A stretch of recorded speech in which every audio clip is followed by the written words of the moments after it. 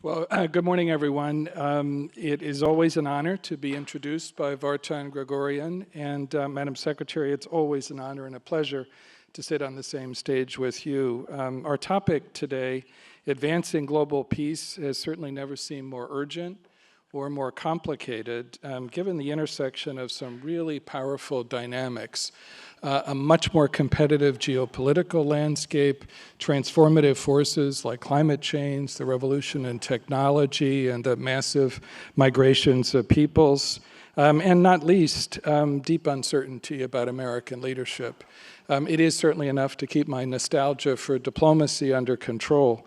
But maybe, Madam Secretary, we could begin by asking you to describe some of the lessons that you learned about peace building from the remarkable women that you profiled in the terrific new book that you wrote with your daughter, Chelsea, the Book of Gutsy Women. They include elected foreign leaders with whom you work closely, like Ellen Johnson Sirleaf, and remarkable American profiles in political courage, like Senator Margaret Chase Smith. So what do their stories tell us about peace building? Well, first of all, thank you, Bill, and thanks to Vartan wherever he went. He and I have been friends and collaborators for many years. And before I talk about the Book of Gutsy Women, I want to thank you, Bill, for writing your recent essay in Foreign Affairs about the brutal assault on diplomacy and in particular on the State Department and career foreign service officers based on your very relevant and long experience. We wrote this book, the Book of Gutsy Women, for a number of reasons. One, to share stories about women who have inspired us that we admire and kind of compare generationally how we came to these particular choices because we had different experiences growing up. When I was a little girl, there were very few women who worked outside the home that I knew of. Chelsea had a different experience, so we kind of came together to join forces to write about 103 women. There are several overall characteristics that these women share, even though they are separated by, in many cases, hundreds and thousands of years. There are a few fictional characters, obviously many historical, and some contemporary ones as well.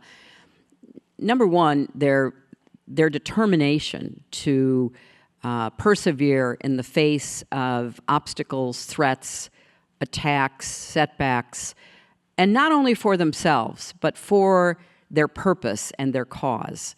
And for many of them, it's almost unimaginable what they endured.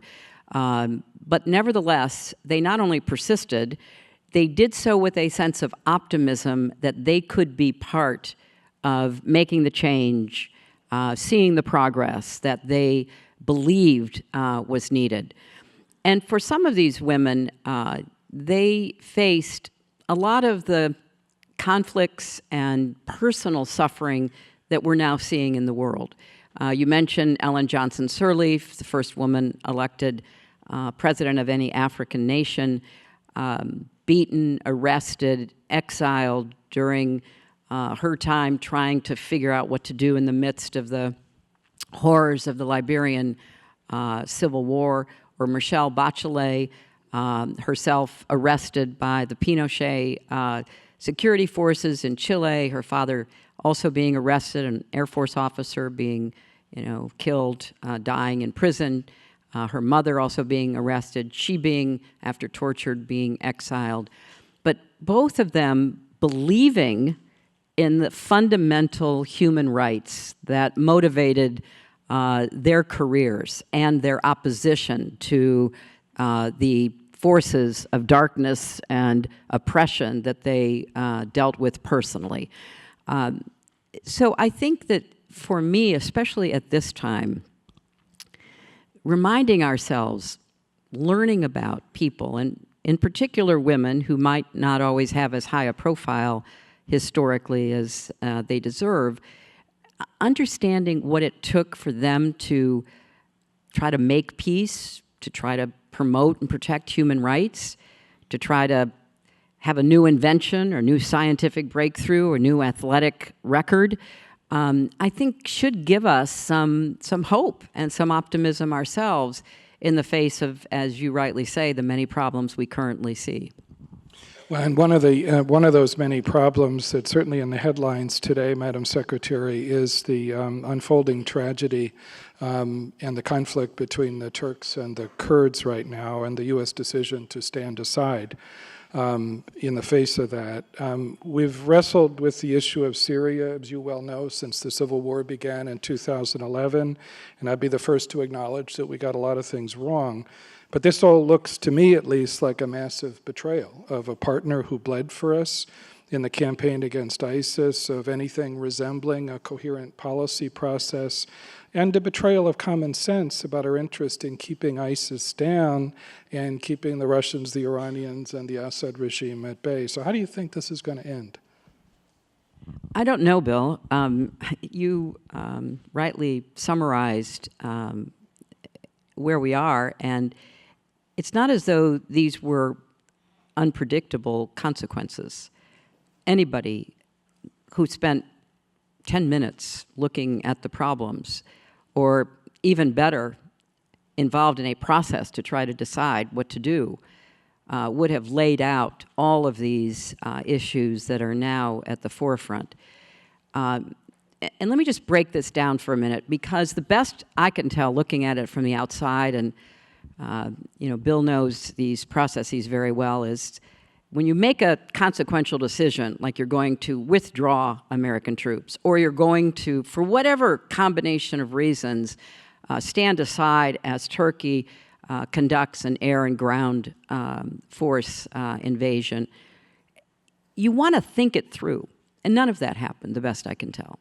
This was apparently a personal decision without much, if any, consultation with anyone who could have sounded an alarm or at least put up a yellow light of caution. And it seemed to have been connected to a phone call with Erdogan. And, these phone calls are becoming more and more consequential in trying to figure out what's happening in our whole national security, foreign relations strategy, or lack thereof. And so what we don't know is, was there any information other than just some kind of impulsive desire to gain what I think was thought to be at least a short-term approval for getting American troops out without any regard for consequences.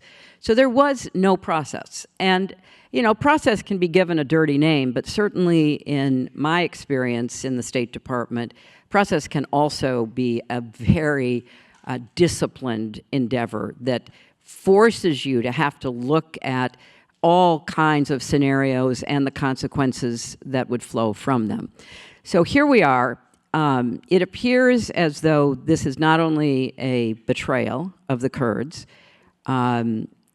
people who fought with American forces, who were in many ways largely responsible for the actual fighting on the ground, with the loss of 10, maybe 11,000 fighters, to drive ISIS out of Syria, and also the role that the Kurds in Iraq played in driving ISIS out of Mosul and Iraq.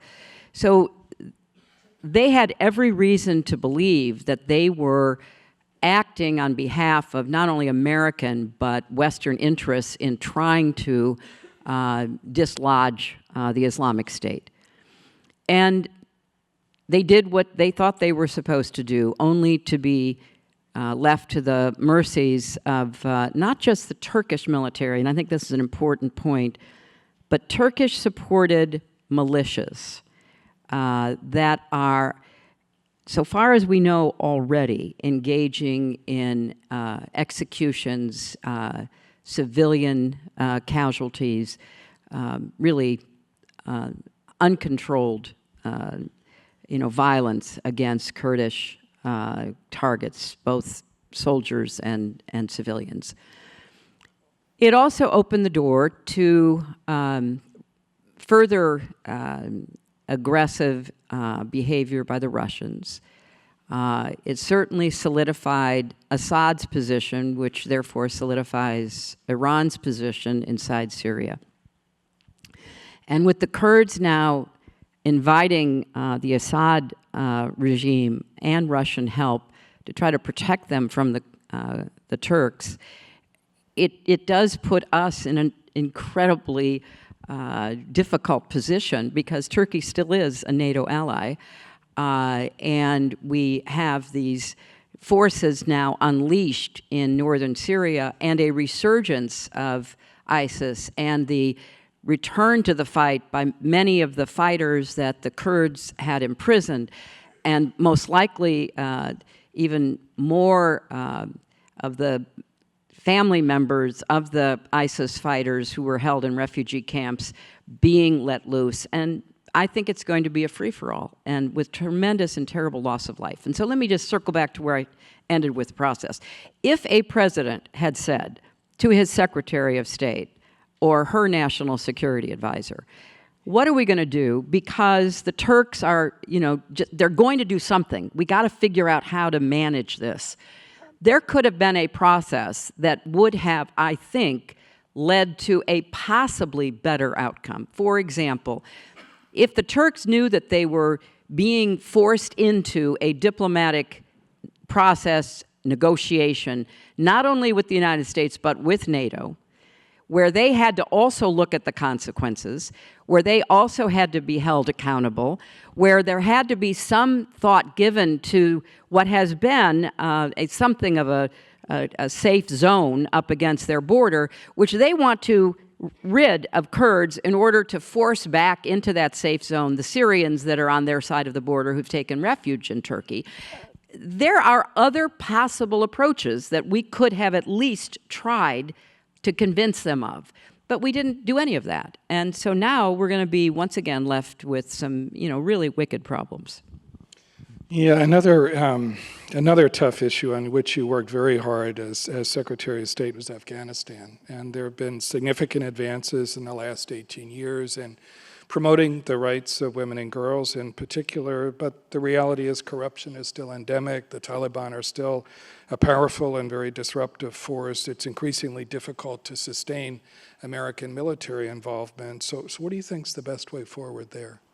Well, I, for one, am glad that the peace talks that the administration was engaged in collapsed.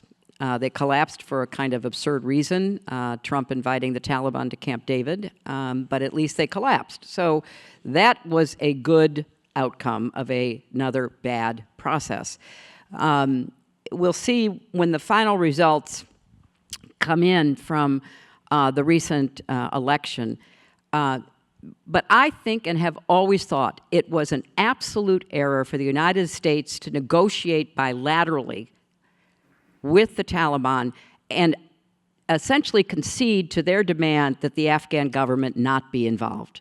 We started the outreach to the Taliban. The late Richard Holbrooke was, adamant about doing that. We actually had meetings. In fact, he died in my office while we were meeting about the latest with our latest emissary who had gone to meet with representatives of the Taliban. So we were well aware that if the United States weren't talking to the Taliban, nothing could happen.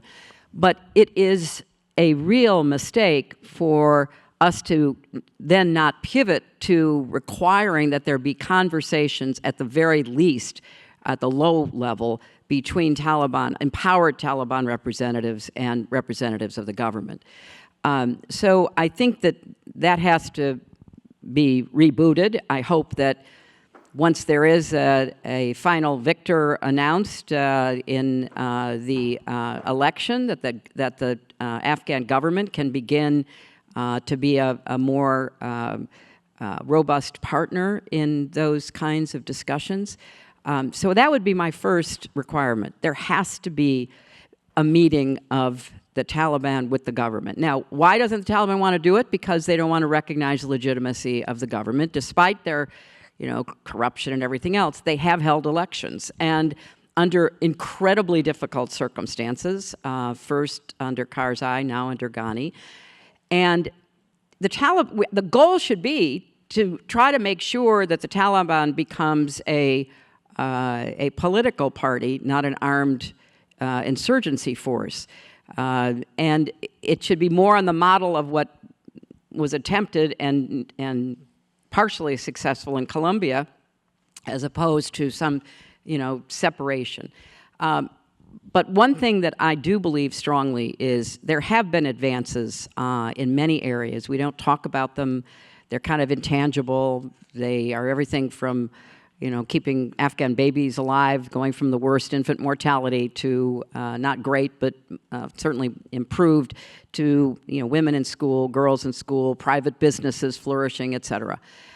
So I would hope, Bill, that we come to the negotiation anew with a different approach. And I've talked with Afghan diplomats, I've talked with Afghan civil society leaders in the last months, and they're appalled at what the United States was attempting to impose on them. They all want peace. They would all welcome the Taliban becoming a political entity. Let it compete, in elections. Let it have some positions in government, whatever. But not at the cost of the progress that's been made and the refusal of the Taliban to abide by fundamental human rights, let alone the Afghan Constitution. That makes perfect sense. Moving a little further east, one of your signature initiatives as Secretary of State was to rebalance American priorities toward Asia. Not so much to contain China's rise as to shape the environment into which it rises. And as you know better than anyone, we have lots of allies and partners from India to Japan who share an interest in ensuring that China's rise doesn't come at the expense of their prosperity and security. A decade after you first laid out that strategy, how does it look today? What do you think we're getting right and what are we getting wrong about managing a very competitive and oftentimes confrontational relationship with China? Well, I don't know what our strategy is other than imposing tariffs. It doesn't seem we have much of a strategy in this administration. And it's a very difficult problem. It is the classic problem of what happens when a rising power competes with a dominant power. But since we're losing dominance, it may not be a problem to come. We certainly are not inciting much confidence in our willingness to stand by allies, to support partners, or even to stand up to adversaries.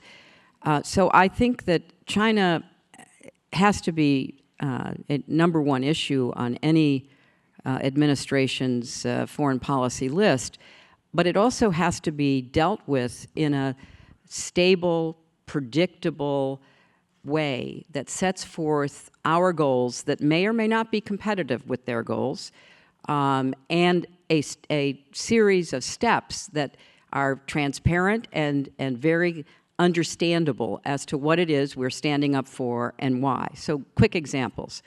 When you're Secretary of State, every meeting with a Chinese delegation includes their two absolute demands. No further support for the Dalai Lama and Tibet, and no further support or arms sales to Taiwan. You just expect that. It's kind of like, it's there, it's on the list. They're going to say it, you're going to say what you say, and then you go on and talk about other things. So I was in a meeting with my counterparts probably in 2010, and now Taiwan, Tibet, and then they say, and we are going to control the South China Sea. All of a sudden, that was new. And I said, what do you mean you're going to? He said, we're claiming the South China Sea. Those are Chinese waters. I said, that's ridiculous.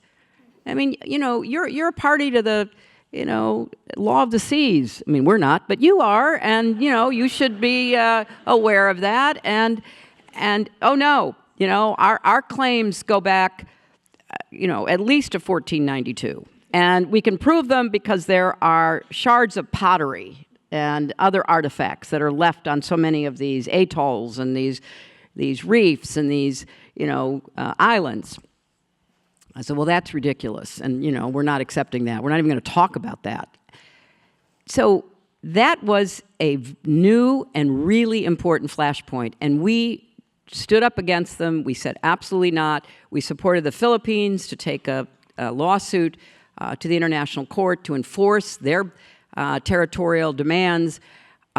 We've sided with Vietnam and others who were incredibly worried about the Chinese seizing not only physical abutments, but also trying to drill and look for important minerals and other sea-based assets. So I don't hear this administration talk about that at all. And the Chinese are building, airstrips. They're putting military forces all over the South China Sea and all these little, abutments that are sticking up out of the ocean. And that's a huge strategic issue. And we're not talking about it because, we're trying to talk about tariffs on what? Soybeans or whatever it is. I don't know. I'm not against enforcing intellectual property and trying to do something about unfair trade practices, but you need a broader view about how you're going to be dealing with China. This went on. So then this became the talking point. So at one point, I asked the CIA to make, the CIA makes the best maps. If you ever want a really good map, the CIA is great map makers. So I asked the CIA to make a map of the whole Pacific Ocean, showing why we had a right to claim everything. So I brought it to the meeting, because they have a map that is kind of this snaggle-toothy map that they put down on the table and say, see, here's why. So I brought this big, really beautiful map. And I said, we liberated that island. We have a defense treaty with them. And we went through this whole thing. And then, out of, I think, frustration, my counterpart says, well, we're going to claim Hawaii. I said, well, we bought it. Anyway, you have to have some fun in these serious diplomatic negotiations. But I think the point really is there are big issues at stake. The Chinese, Belt and Road project, good for them. They're going to develop, but they're also building ports that they're going to control. And they're going all the way from, Myanmar to Djibouti. And they're now also up in southern Europe. What are the consequences? Don't you think somebody ought to be thinking about that and trying to figure out how, if at all, we're going to be countering it? There's no business, there's no work being done in this administration. Everybody waits around to see what the latest tweet is or the latest South Lawn, press statement is. That's how policy is being made. And we are going to pay a really big price for that in the years ahead. That's very well said.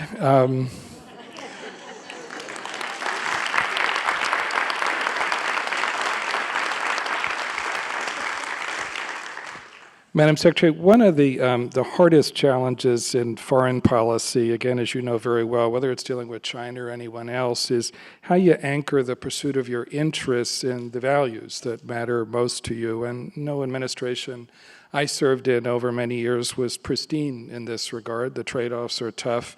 But I always found that checking your values at the door doesn't usually end well. And one dramatic illustration, at least, of that challenge is our relations with Saudi Arabia today. This is almost exactly the one-year anniversary of the murder of Jamal Khashoggi, the Saudi journalist in a Saudi diplomatic facility in Istanbul. What should we be doing differently in that relationship? And for example, should we be pushing harder for a diplomatic resolution in Yemen, which is both a strategic and a humanitarian catastrophe today? Well, Bill, you know so much about this region. You served as our ambassador to Jordan. You know all the players. You gain leverage when you speak out about fundamental rights and values. That doesn't mean that merely speaking out is going to cause a sea change in the attitudes of those you are critiquing, but it lays down markers.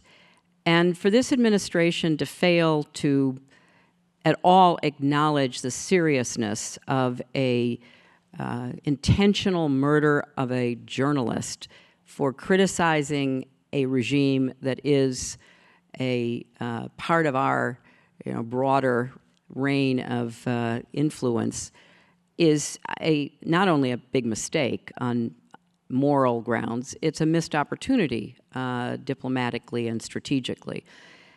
You know, we criticize a lot of countries, and then we have to do business with them. That's kind of the, you know, the way it works. But if you don't criticize, you won't even get to do the best kind of business with them. You will lose that leverage. You will lose that credibility. And in the case of Saudi Arabia, to add insult to injury, withdrawing our troops from Syria and then sending several thousand troops to Saudi Arabia could not be a worse message for the United States to send in the entire region.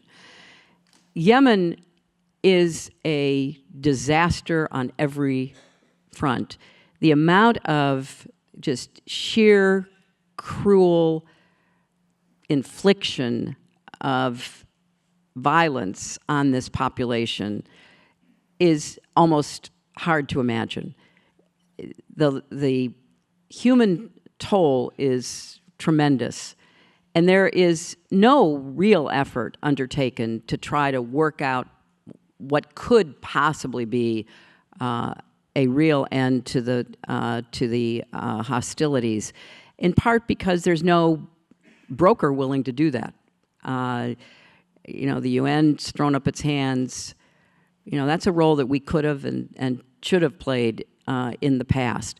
It's complicated. You know, look, we had evidence that Iran supported the Houthis before, you know, the Saudis invaded. They were bad actors, and the Houthis had their own interests, and it had to do with, you know, their desire for more autonomy and their dislike of, you know, successive Yemeni regimes after it was unified. And we had to deal with some pretty unsavory characters in order to try to counterbalance the Iranian influence. But I think there has to be an effort at some kind of peacemaking. Maybe there could be, in the absence of American leadership, you know, maybe the UN could try to get back into it, try to get some distinguished, experienced diplomat, somebody to try to begin to get the parties to the table. But the Saudi question is even bigger. Now, you know, I'm sure some of you, as I have, you know, met the Crown Prince. He's an impressive, almost charismatic, very self-confident person. And I think that pandering to someone like that is a mistake personally, and it's certainly a mistake diplomatically. I think we had an opportunity to perhaps do more to help guide his ambitions, which were cosmic, and then figure out how to work better with him and his team. But that's been squandered because I think this administration and members of the president's family have been seeking, you know, they've been rent-seeking, basically. They've been seeking financial benefits from Saudis at the highest level. So we got to start somewhere. Yemen might be the best place to start, but anyone who follows foreign affairs has to be worried about the provocation of a military conflict with Iran, and talk about, you know, changing the subject or trying to distract from, you know, current problems. That would be the, you know, the way to do it. So we all have to watch that closely. No, I mean, I think the danger of collisions in the Gulf right now is very real, and it's growing, and you got mutual enablers in both Washington and Tehran that could take you up a pretty shaky escalatory ladder pretty quickly. Madam Secretary, let me ask you a question about diplomacy. I mean, as Secretary of State, you invested heavily in civilian power in both diplomacy and development alongside defense, because we all understand you don't get very far in diplomacy without military and economic leverage. But how do you see the current state of affairs, and what needs to be done, not just to address, you know, the problems and the corrosion of the last few years, but to adapt the State Department and American diplomacy for the 21st century? Well, there's going to be so much damage inherited by whoever comes next as Secretary of State. And you lay that out in your article in Foreign Affairs Bill, and, you know, it's really painful reading. anyone who has served in the State Department alongside superb Foreign Service officers like Bill, can't help but be not only saddened, but incredibly enraged at the hollowing out of and destruction of the State Department. People are not applying to take the Foreign Service exam. Young people certainly don't see it as a career that at this time they want to enter, and we had reversed that. I mean, our pipeline was full, and we were recruiting heavily from Americans of different backgrounds who had different language skills. I mean, it was an exciting time when we were there together. And now we are, unfortunately, going to have to rebuild, which is always difficult, and trying to get the resources to do that. But more than that, we have to figure out how to send a message that American diplomacy, in concert with defense and development, is going to be reliable, is going to be looking more to our friends and our allies than to our adversaries for guidance and direction. And it's going to take just Herculean efforts by the team that is put in there after this one hopefully passes to begin to rebuild. When I became Secretary of State, we heard a lot from our Asian friends that they felt totally adrift because the prior administration had spent so much time and effort focused on Iraq and Afghanistan and related issues. And that's why, for my first trip, I went to Asia. And, we didn't have as much to rebuild, but we had problems that we had to come to grips with. We had, statements by Bush administration officials that were very critical, even derogatory of large parts of the world. So we did have to do a lot of rebuilding and a lot of personal outreach. But we were able to sort of turn the corner. As you rightly say, we made our own mistakes and had our own missteps. But this next time is going to be even harder, and the damage is so much deeper. Because even with disagreements that experienced Foreign Service officers had with the Bush administration, I know, because I've seen some of the memos, you put it out there. I mean, you would tell the Secretary of State, you would tell your colleagues, this is a mistake, shouldn't do this, don't go down this path. And I think that's pretty much been squashed. People leave once they reach the point that they feel like they're just whistling in the dark, that nobody is paying attention at all, and they aren't. So that's a fair conclusion to draw. On the development side, we have so much more that we could do to try to alleviate much of the suffering that is coming from particularly the Syrian conflict, made worse now. But we have no spokesperson for that. We have no methodology for linking that with diplomacy. So we pretty much are going to have to rebuild our diplomatic enterprise next time around. Well, I am determined to try to close on a more uplifting note. So Madam Secretary, this audience is full of people who've made the cause of peace their life's work, and also filled with many young people who are just beginning their professional journeys. In this era in Washington, just as you pointed out, public service is all too often denigrated and belittled. But what's your message to young people today about public service?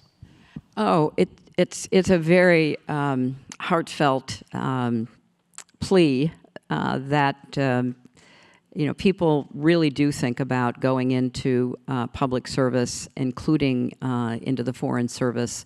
I was at a book signing in Connecticut with my daughter Saturday morning, and a young couple came up before me, and they proudly announced they were Foreign Service officers.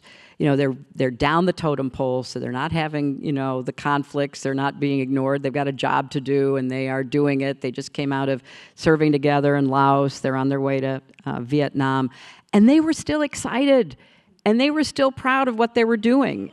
So I think that there's so much satisfaction in representing our country, what it really stands for, who we not only are, but have to continue to aspire to become. And so I would hope that young people who have an interest in public service, will go into government and will be willing to kind of endure some of the hard times to be able to make a difference. It's a great opportunity, and what is particularly troubling to me is how pessimistic so many Americans are right now. You say end on a note of optimism. Well, you've got to make yourself believe that we can once again do things together, overcome our divides, listen to each other, as hard as that might be, trust or try to rebuild trust in our institutions. And one of the characteristics of all the women we write about in this book was their optimism in the face of just terrific obstacles. And I'll just end with just a little story or two, because it sort of epitomizes that optimism. Some of you might have seen the 60 Minutes section on Nadia Murad that was on Sunday night. And Nadia Murad is a Yazidi woman whose village was taken over by ISIS. She, along with all the other women, were sold into slavery to various ISIS fighters, where she was abused repeatedly, but she escaped. And once she escaped, she realized that there were thousands and thousands of women in her very same position, and many of them were not being welcomed back by their families because they had been defiled, and some of them even had become pregnant or had children. And Nadia Murad was determined that she was going to make sure that the voices of these women were heard. So she started speaking out, and she spoke out about things that were not acceptable to speak about. But she never stopped doing it. And she's trying with every ounce of her energy to, help these women have a better future. So when we think about the problems that we are confronting, and not to minimize them, we're in a constitutional crisis, and we have a lot of very difficult questions that we're going to have to figure out how to answer. You have to come to that with a level of optimism that your effort will make a difference. It might not be easy. There may be setbacks. You may try and fail, but you keep getting up and you keep moving forward. And I think in the world in which we find ourselves, you see a little girl like Greta Thunberg with her lonely climate protest, and now millions are doing what she did. And so you can't give up, and you can't decide that there's no role for you to play, because there is. So I would hope that young people see the opportunity for public service as what it is, a determined effort to be optimistic about the future, no matter what. Thanks. Madam Secretary.